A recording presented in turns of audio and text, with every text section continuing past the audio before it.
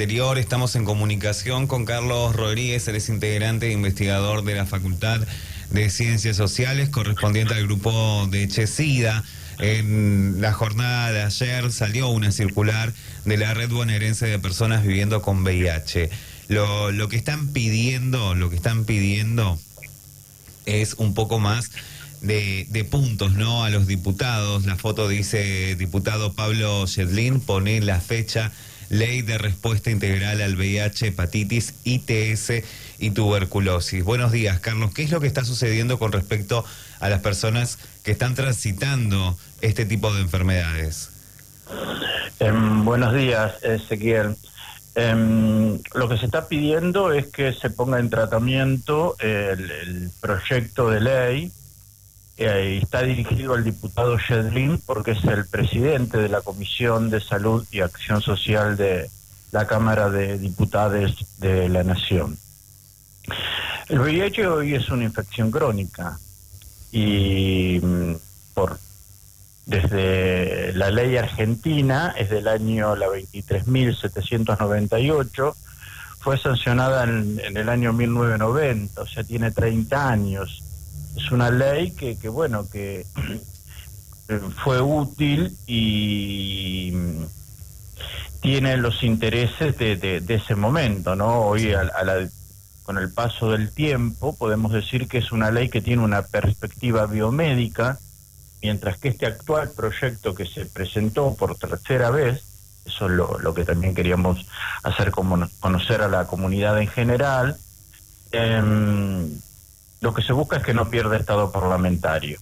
Es el tercer año que se presenta, es un trabajo de más de 40 organizaciones con trabajo en VIH a nivel país, de redes de personas viviendo con VIH también a nivel federal.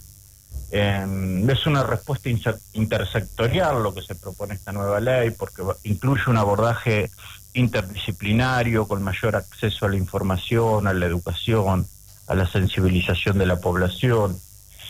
Va a dar un marco también para trabajar en esto de la integralidad con todos los ministerios, con la sociedad civil, con instituciones educativas, sanitarias, sindicatos, empleadores y otros actores sociales. Eso es lo que buscamos.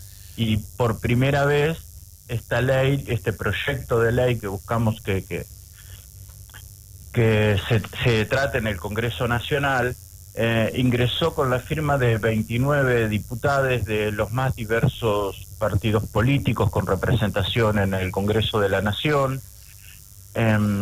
Hará aproximadamente un mes tuvimos una reunión con referentes de este frente y bueno, el programa Chesida también participa de este Frente Nacional de Organizaciones y Personas Viviendo con VIH que trabajó en la redacción, sí, con la diputada Schwinn, Liliana, que es integrante también de la Comisión de Salud.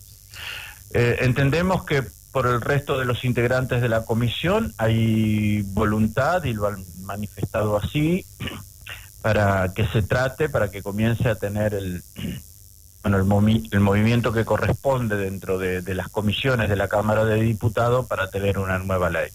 Carlos, en este año más de año y medio que estamos llevando de pandemia, de cuarentena, ¿cómo ha sido la entrega de medicación para personas que conviven con VIH?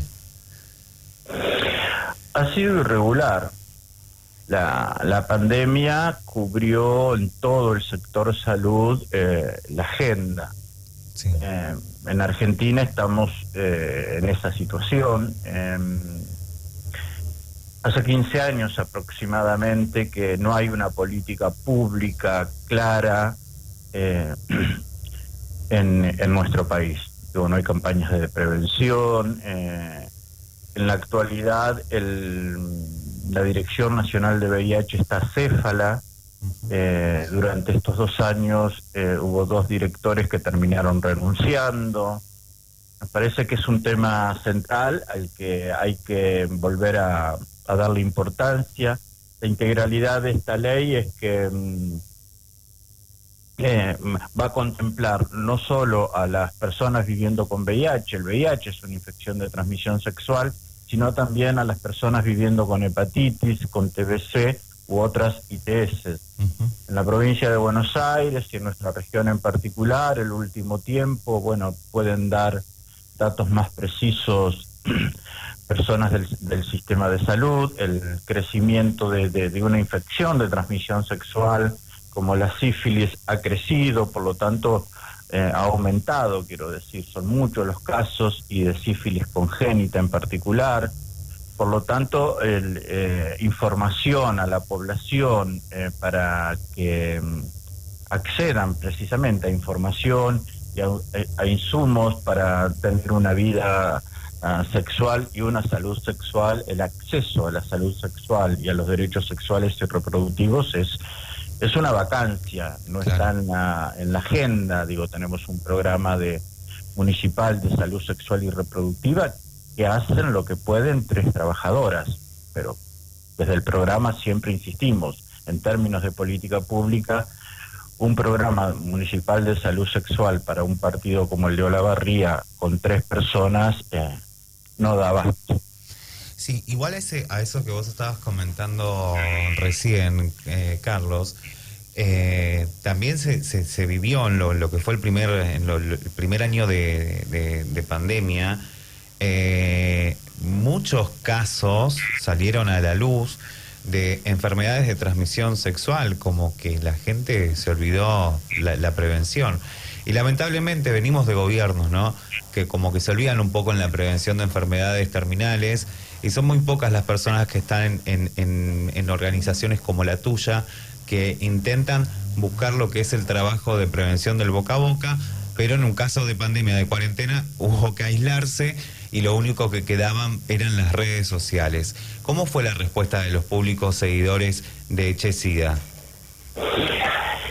Es verdad que aumentó la demanda, la consulta, y puntualmente también hizo visible aquello que las organizaciones que venimos trabajando, como el caso de Chesida, más de 20 años en nuestra región, en nuestra comunidad, tiene que ver con lo que se conoce como los determinantes sociales de la salud.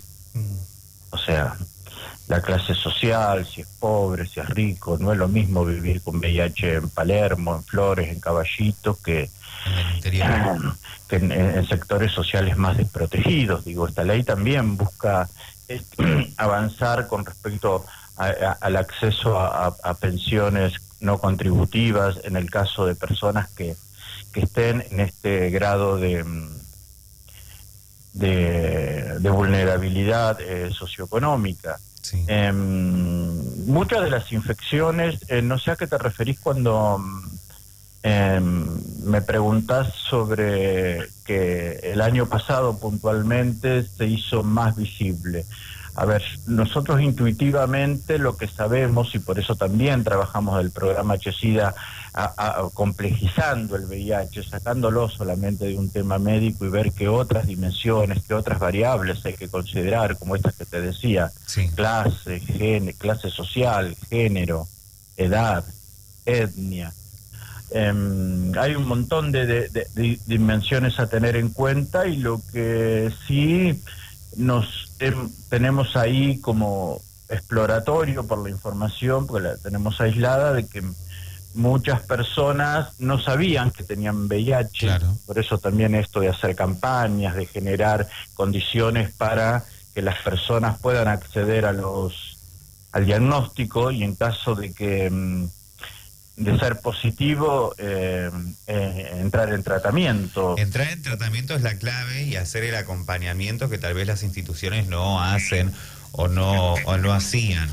Digamos, en los años que llevamos en el mundo conviviendo con el HIV, sabemos que prácticamente los 80 y los 90 fueron años devastadores, donde los pacientes inventaban la medicación para que los pacientes puedan extender su condición de vida, su longevidad, y un buen tratamiento aplicado que lo da la salud pública con el acompañamiento hace que la persona viva mucho más tiempo. Y en el contexto de COVID también se han dado bastantes muertes, porque como vos decías, había personas que no sabían que tenían HIV y de repente el sistema inmunológico bajó padeciendo COVID, y el COVID terminó avanzando y quitándole la vida, lamentablemente, en algunos casos. Es así, Ezequiel, sí. Por eso de ahí la importancia de generar estos programas, que no son caprichos de las organizaciones. Estos programas, por ejemplo, cuando existía el consultorio inclusivo, las personas tenían, las que no podían concurrir por cuenta propia a un espacio terapéutico. Sí. Tenían acceso a una contención, acompañamiento, el seguimiento, porque ese es uno de los temas en Argentina que excede lo biomédico, que tiene que ver con la adherencia a estos tratamientos. Y allí también juegan causas de... Carlos, ¿estás en línea? Se nos fue la llamada. A ver, Carlitos, se cortó. Perdón, hola. Sí, ahí te escuchamos. Decía que hay personas con VIH y esto de la integralidad y la importancia que tuvo, el buen resultado que dio en nuestra comunidad cuando el consultorio inclusivo funcionaba. Claro. El consultorio inclusivo, las personas podían acceder a la contención, acompañamiento de una profesional de la psicología, de trabajo social. Son muchas dimensiones, muchas personas que viven con VIH, también tienen algunas otras patologías o problemas de salud como consumos problemáticos, claro, que les impide sostener un tratamiento de largo tiempo. Hoy sabemos que una persona que con un diagnóstico positivo, que conoce su diagnóstico, por eso esto del elegir saber, el testearse, el concurrir a cualquier centro de atención primaria de la salud de la ciudad o en la consulta de tu médico particular, médica, pedirle, y los profesionales por lo general están recomendando, están incorporando también como práctica recomendar como un estudio más el análisis de VIH. Con 6 meses de tratamiento lográs estar indetectable, claro, estamos muy cerca de la cura.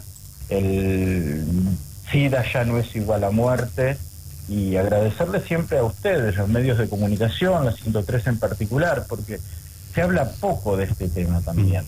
Todavía yo pregunto a quien esté escuchando hoy, ¿por qué persiste el estigma y la discriminación hoy a 40 años de aparición del VIH y con toda la información que tenemos hacia las personas viviendo con VIH? Con todas las capacitaciones que hubo, ¿no? También en los ámbitos educativos, en mi caso me tocó de que nos enseñaban, de que porque tomes un mate con una persona que está transitando la enfermedad, no te contagiabas, y de repente el universo, el destino, el mundo, nos hace conocer personas que transitan la enfermedad tal vez desde hace 20 años, desde hace 10 años, de hace meses, y uno ahí es cuando puede tomar ese rol de acompañar. Por eso la clave es, como vos decías, es concientizar, es un análisis corto, que prácticamente tenés el resultado rápido, y después volvés a hacer el análisis para reforzar el Western. Son análisis importantes donde los estados, hablo de los estados en general, deben ocuparse y deben integrar.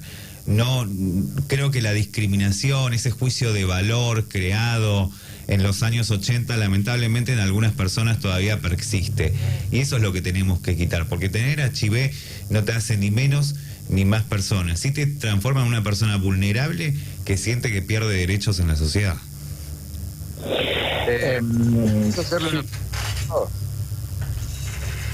Sí. Hola. No sé si me escuchás, Carlos. Sí, te escuchamos. No, te quería preguntar, primero darte los buenos días, estaba escuchando atentamente todo lo que estabas diciendo. Es un tema muy vasto, por supuesto, habría 1000 preguntas para hacer. Lo primero que se me ocurre preguntar es si el problema de que la gente no se cuide es una cuestión de ignorancia frente a la enfermedad. Hace un tiempo hacíamos una nota con una médica del hospital municipal, y nos hablaba de la cantidad de casos que hay en Olavarría, que sigue habiendo mucho contagio en Olavarría.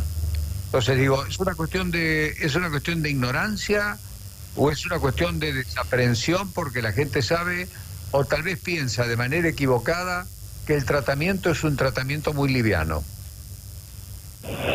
Buen día, Beto. Gracias, está buena la pregunta.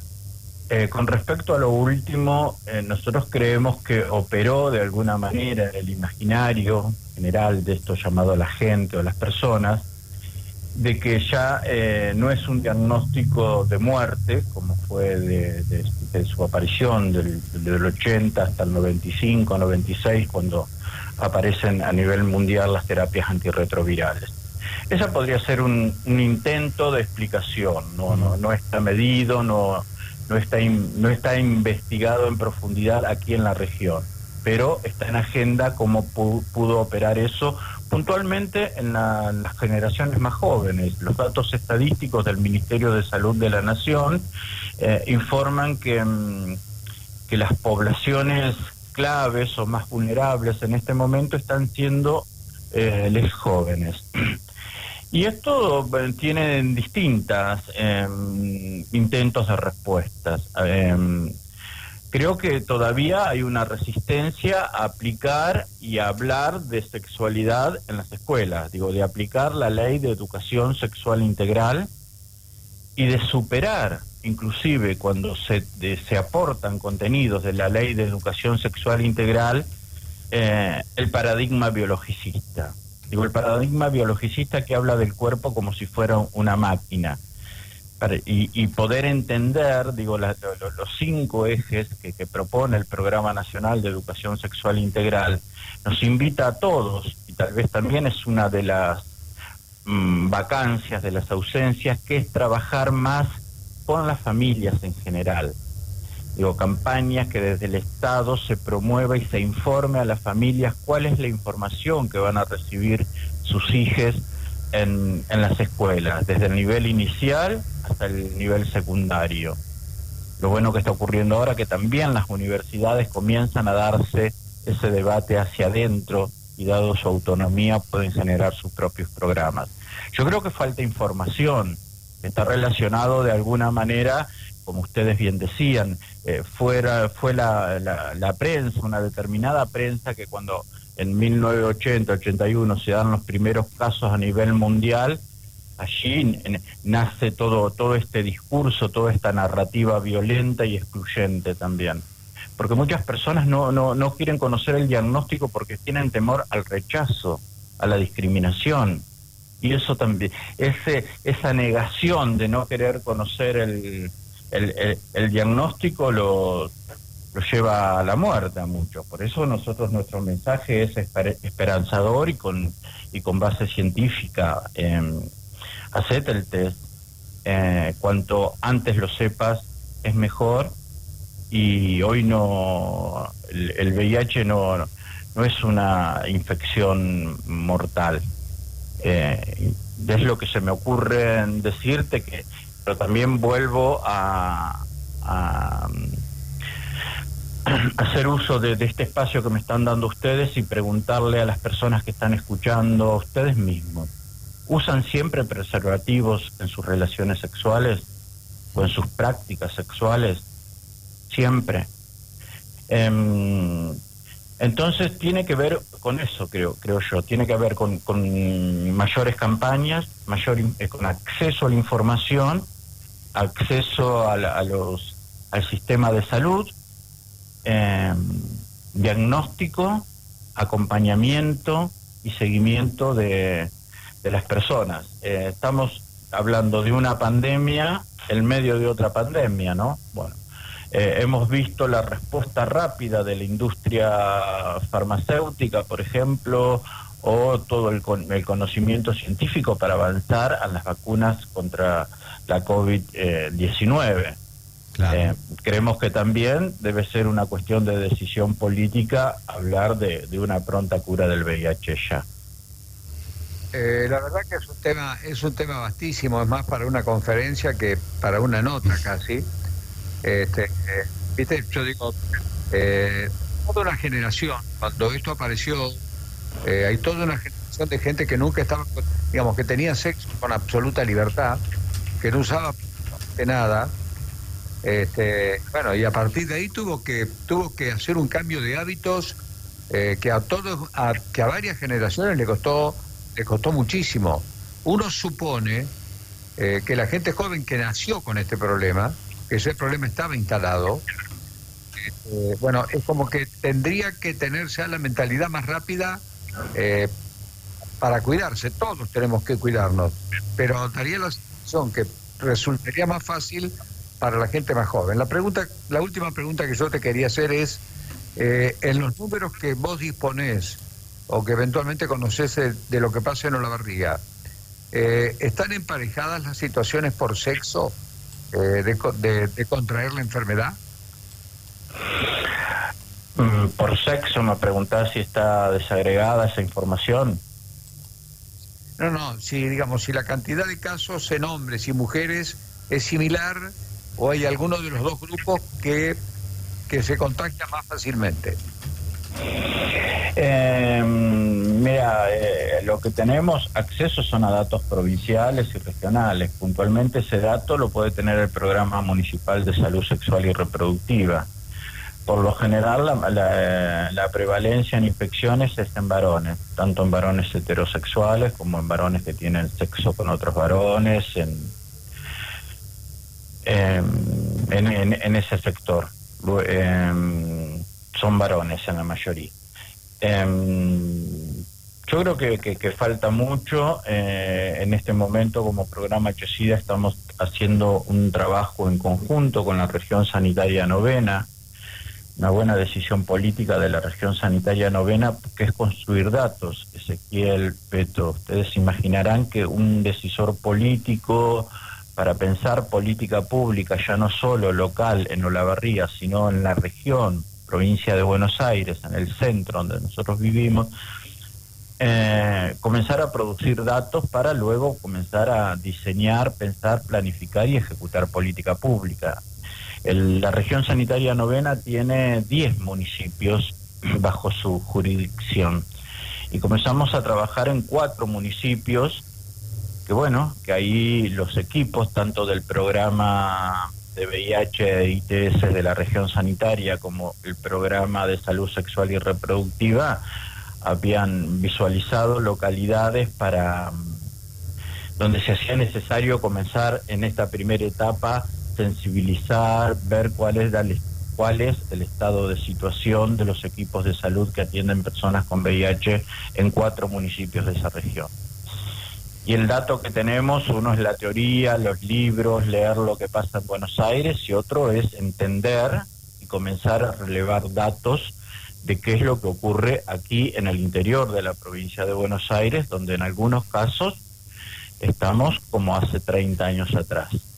Y eso no es solamente mala voluntad, sino que ha sido esto que decía Ezequiel en algún momento, no ha estado en la agenda de los gobiernos o de las direcciones de la región sanitaria, por ejemplo, tiempo atrás. Carlos, yo te voy a hacer una última pregunta porque no tenemos mucho tiempo más, la charla es más que interesante. Y mi última pregunta sería el tratamiento en sí. Yo recuerdo que los primeros cócteles, como se decía cuando empezaron a hacerse los primeros tratamientos para el VIH, eran devastadores. Y a veces nunca y se enseña, mal decirlo, pero con el temor que todo el mundo sepa que que el tratamiento, supongo que no es un tratamiento liviano. Y además, ¿el tratamiento tiene en algún momento determinado una cura o el tratamiento hay que hacerlo de por vida? Por suerte, Beto, desde aquellos primeros tiempos cuando aparecieron los tratamientos, que era la ingesta, como vos decís, de cantidad de pastillas y de efectos colaterales, hoy se está investigando, pero por suerte se ha avanzado bastante. Hoy hay personas que en una sola toma, en una sola pastilla, hay 3 drogas. Por lo general se le llama cóctel por esta misma mezcla, ¿no? De 3 drogas, de 3 componentes, que es la terapia antirretroviral. Hoy hay personas en tratamiento con una sola pastilla diaria y se ha comenzado a producir investigación y conocimiento sobre los efectos colaterales de quienes vivimos con VIH y desde hace, en mi caso, por ejemplo, 22 años que estoy en tratamiento, estoy indetectable. Indetectable es igual que intransmisible, o sea, en una práctica sexual sin uso de preservativo, la posibilidad de transmitir el virus sería igual a 0. Igual hay que seguir teniendo cuidado con respecto a otras infecciones de transmisión sexual, pero digo, por eso estamos hablando de que estamos muy cerca de la cura también. Los efectos colaterales, sí, los hay como de todo medicamento o tratamiento prolongado. La doctora Marina Grant, egresada de la Universidad Pública y de la Facultad de Medicina de Ciencias de la Salud, de aquí de la UNICEN, radicada en nuestra ciudad, participa de una investigación que tiene que ver con, por ejemplo, algunas cuestiones de hipertensión y problemas cardíacos que comienzan a aparecer como efectos secundarios o colaterales de los tratamientos prolongados con VIH. O sea, continuamente se está trabajando tanto desde las ciencias sociales como desde, en este caso, la investigación y las ciencias médicas para mejorar la calidad de vida, para mejorar el acceso a los tratamientos y que estos efectos colaterales sean lo menos nocivos posible. Carlos, muchísimas gracias por este espacio. Muchas gracias a ustedes. Escuché con bastante entrecortado. Entrecortado se escuchó. Muchas gracias por el espacio que nos da la 103 siempre. Buenos días, Beto y Ezequiel. Muchas gracias, Carlitos. Hasta luego. Así Chao. Dialogábamos con Carlos Rodríguez, referente de este grupo Chesida, que trabaja en la Facultad